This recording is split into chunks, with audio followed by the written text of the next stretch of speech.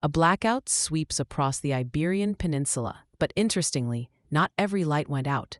Some homes stayed powered, thanks to electric cars. Why did EVs become such an unexpected lifeline?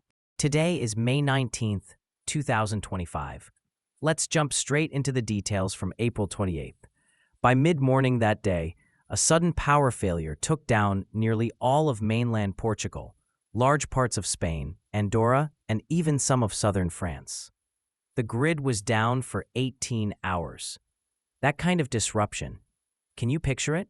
It's hard to capture just how wide the impact was. Trains ground to a halt, hospitals had to fall back on their generators, and even mobile networks struggled to stay online.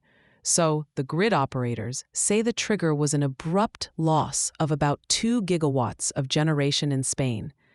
That sudden dip in frequency caused automatic shutdowns to ripple through the system, and all of this. Wait, that happened in just a few seconds, right? Like 5 seconds from stable to blackout? Exactly. 5 seconds. It was almost too fast for any human intervention.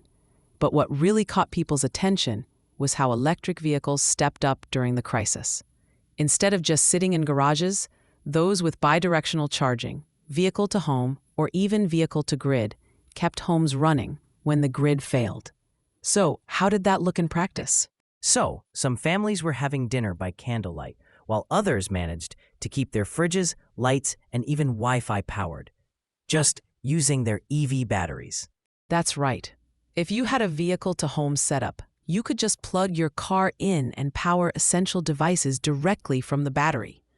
The numbers are striking. With about 60% of a full EV battery, you could keep a typical home running for up to 6 days. So we're not just talking about backup power. It's a new layer of energy security. I think it's worth unpacking how that works. For vehicle to home, you need a compatible EV, a smart bidirectional charger, and the right wiring. Normally, the charger just fills up your car. But in a blackout, you switch modes. Now your car feeds electricity back into your house. It's like having a rolling battery in your driveway. Yes, and vehicle to grid takes it even further.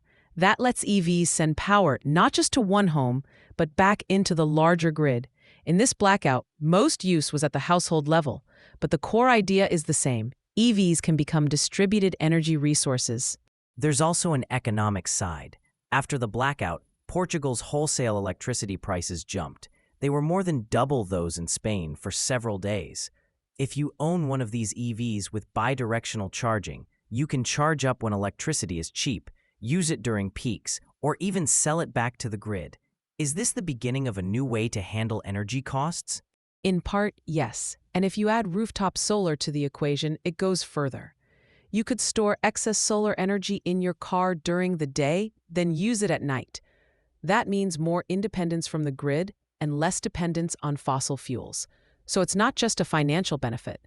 There's an environmental one, too. But there are some hurdles. Most EVs can't do this out of the box. Owners need special hardware, bidirectional inverters, compatible chargers, and the grid itself has to be ready to handle electricity flowing in both directions. Are we anywhere close to that yet? Not really, at least not outside parts of Europe. Many countries are missing key infrastructure. Smart meters, advanced grid management, and strong cybersecurity. Plus, there's a lack of regulation, no clear rules for how EVs interact with the grid, who gets compensated, or who's responsible if there's a problem. And what about utilities? If millions of EVs can store and supply power, utilities might see less demand during peak times, which could cut into profits. But could they also use EVs to help stabilize the grid and avoid expensive upgrades? They could, yes. Utilities that adapt might actually benefit by managing these distributed resources for grid balancing. That could reduce the need for peaker plants and make real-time pricing more common. But those that don't adapt, well, their margins could shrink. Governments have a part to play here. Direct incentives, like subsidies, tax credits, or rebates, could help more people get on board. Pilot projects can test what works, and public-private partnerships could help standardize technology and protocols. But is that enough to overcome all the barriers at this stage? It's a good start, But lasting change needs clear regulations, open markets for EV owners to sell energy, and ongoing investment in grid modernization. Without those, progress will stall.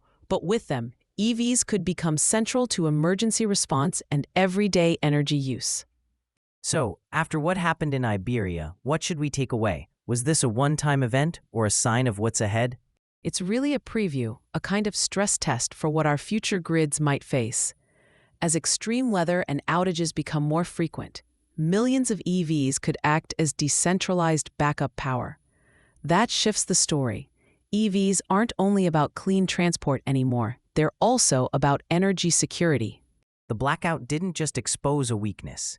It pointed toward a way forward where technology, policy, and new partnerships can change how we power our lives. That brings us to the end for today. What started as a blackout led us to a new vision for the grid. Thanks for listening. This episode was produced by mynews.studio. You can try it out for free.